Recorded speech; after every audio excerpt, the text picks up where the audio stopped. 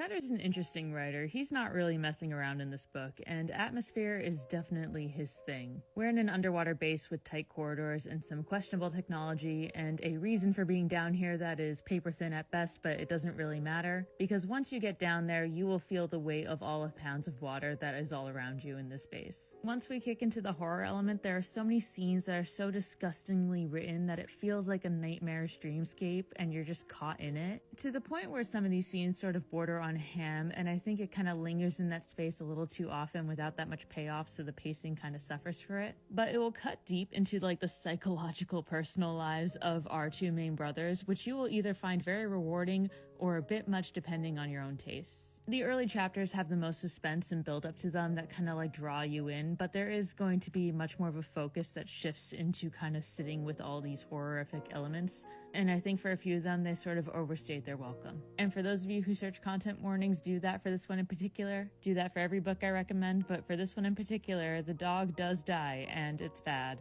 and I did have to take a lap.